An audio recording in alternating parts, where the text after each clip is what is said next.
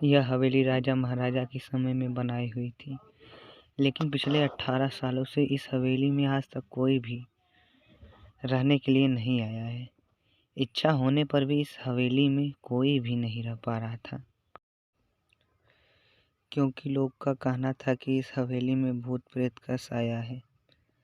जब अजीत सिंह को इस हवेली के बारे में पता चला तो उसने तय किया कि वो इस रहस्य को जानकर ही रहेगा। क्यों लोग इस हवेली में नहीं रह पा रहे हैं? उसने मजबूत इच्छा शक्ति से हवेली में रहने की पूरी तैयारी कर ली।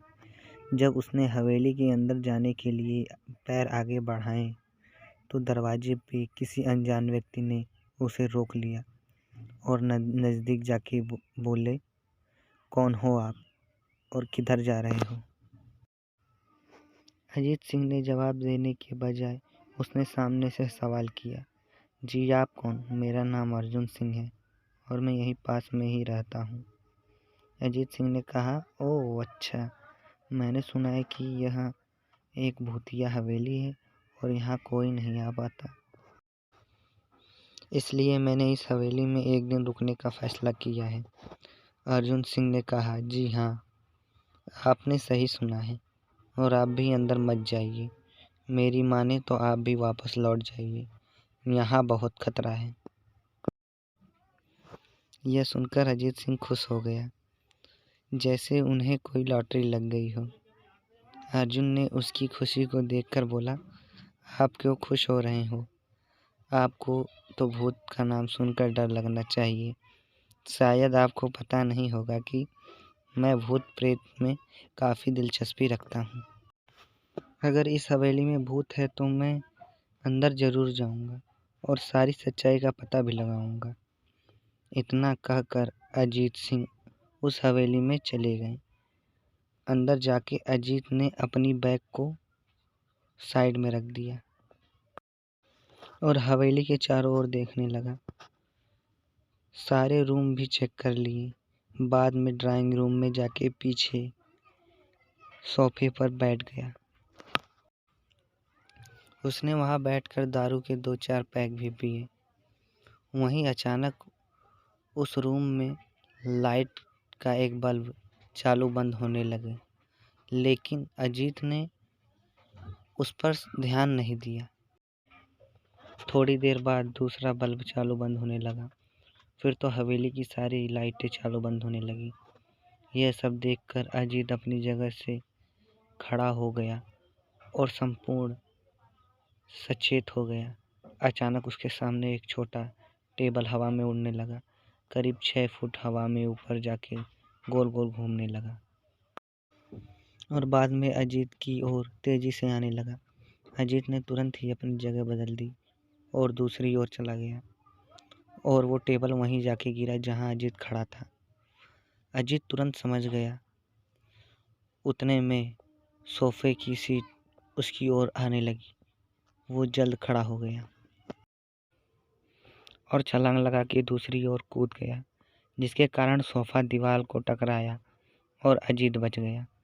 अचानक सब कुछ शांत हो गया। अजीत ने चारों ओर सतर्कता से देखा और बड़ी आवाज में बोला, तुम जो भी हो सामने आकर के बात करो।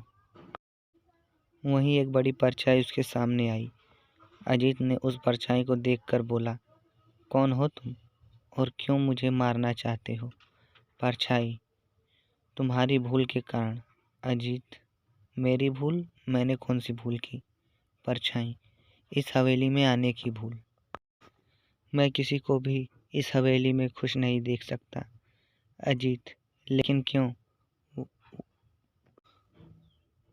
उस परछाई ने जवाब दिया, आज से 18 साल पहले इस हवेली में मेरे मालिक ने मुझे यहीं पे मार डाला था। मेरी कोई गलती भी नहीं थी। इस कारण की वजह से मेरी आत्मा इस हवेली में भटकती रहती है। मैं किसी को भी इस हवेली में नहीं रहने दूंगा, क्योंकि इस हवेली में मेरा खून हुआ था। इस हवेली में जो भी रहने के लिए आएगा उसकी मौत होगी। अजीत ने कहा, मैं तुम्हें तुम्हारे असली रूप में देखना चाहता हूँ। क्यों नहीं? तुम्हें मारने से पहले तेरी यह इच्छा अवश्य पूरी करूँगा मैं। और उस परछाई ने एक भयानक दसमयाना रूप ले लिया। उसका चेहरा इतना भयानक था कि अजीत की भी एक क्षण के लिए डर गया था, लेकिन थोड़ी ही देर में उसने अपने आप पर काबू पा लिया। बाद में इसने अपनी जेब में से सफ़ेद पाउडर निकाला और उस भूत के ऊपर फेंक दिया। भूत के ऊपर पाउडर पड़ते ही जलने लगा भूत। बड़ी बड़ी ज्वाला उठने लगी। वो बहुत ज़ोर ज़ोर से चिल्लाने लगा और बाद में पूरी तरह से जलकर नष्ट हो गया। उसके बाद अजीत ने चैन की सांस ली और वहीं पर सो गया। दूसरे दिन सुबह जब अजीत को सही सलामत हवेली में से बाहर आते देख अर्जुन को आश्चर्य हुआ। अर्जुन ने अजीत से पूछा, तुम कैसे जिंदा हो? जब अजीत ने अर्जुन को कल रात की घटी घटना को पूरी तरह से बताया और बोला, अब ये हमें हवेली भूतिया नहीं रही।